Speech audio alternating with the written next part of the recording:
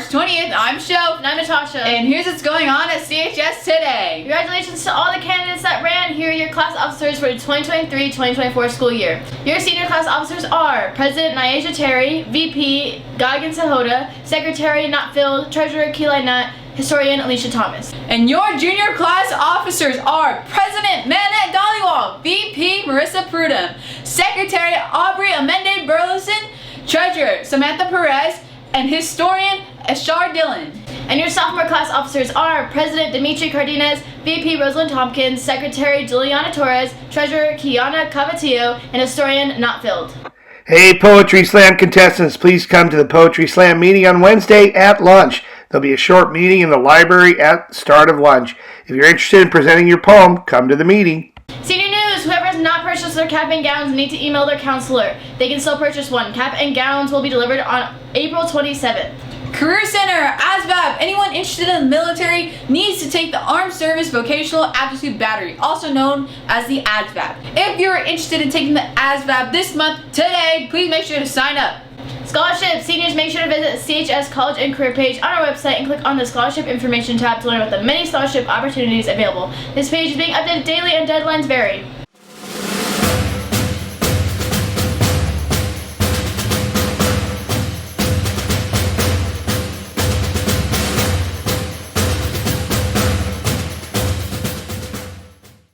Hey students, want a yearbook? Yearbook pickup is not that far away. You can still pick up a yearbook. Use this QR code to purchase your yearbook for only $85 today.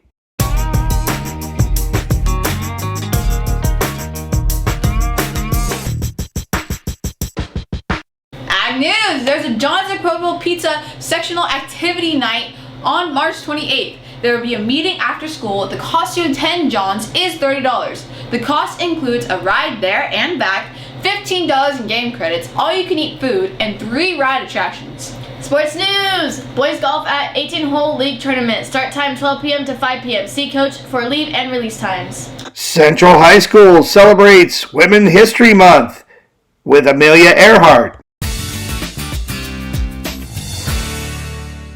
American aviatrix Amelia Earhart was born on July 24, 1897, in Atchison, Kansas.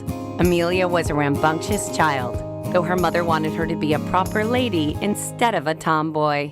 I can see Amelia growing up and seeing her mother juggling an alcoholic husband, not very much money, and I think throughout her life, Amelia tried to avoid any kind of conventional female life. After a plane ride at an air show, she decided she would learn to fly. In 1928, she was invited to be the first female to fly across the Atlantic, but only as a passenger. With pilot Bill Stultz and mechanic Louis E. Gordon, Earhart landed in the United Kingdom on June 17, 1928. Amelia was an instant sensation. I think she was somewhat embarrassed by the attention she got, because as she knew, she had done nothing on this flight. She was just a passenger. She kept the log, but she really referred to herself as a sack of potatoes. After the flight, promoter George P. Putnam began managing Amelia's career. It's very difficult to describe G.P. Putnam. He was flamboyant, he was handsome, he could be charming. When he lost his temper, his language was incredibly evil. Putnam began heavily promoting Earhart's career with lecture tours and product endorsements. People criticized GP for pushing Amelia too hard. Number one, I think she was a willing participant in this. And number two, she really had to do it. That was the way that you would raise the money for these flights. Though their relationship started out strictly professional, they would eventually marry in 1931.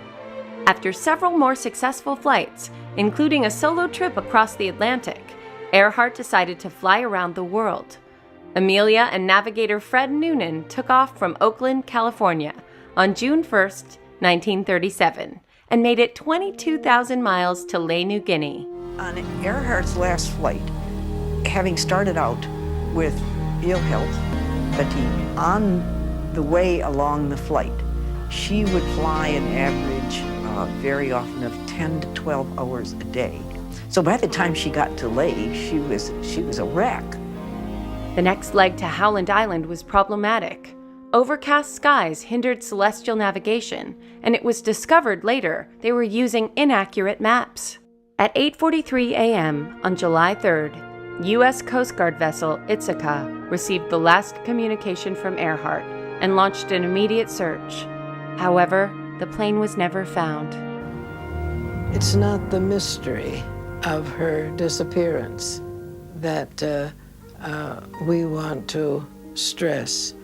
To her, flying was such a wonderful experience, and she wanted it to be safe. She wanted people to enjoy it as she did. Please stand for the flag salute. Ready, salute. I pledge allegiance to the flag of the United States of America and to the republic for which it stands, one nation, under God, indivisible, with liberty and justice for all. You may be seated. Today's weather is sponsored by Boys Golf. Good luck on your match today. Today's a high of 64, a low of 47. Looks like it's going to rain today and tomorrow and Wednesday. Have a great week, Grizzlies. The dad joke of the day. What does a Grizzly say when he calls customer service? Just bear with me. And that's all the news we have for you today, Grizzlies. And don't forget to follow us on Instagram and Twitter at CentralHS_. I'm Melissa Shove. And I'm Natasha Bashan. We will see you later.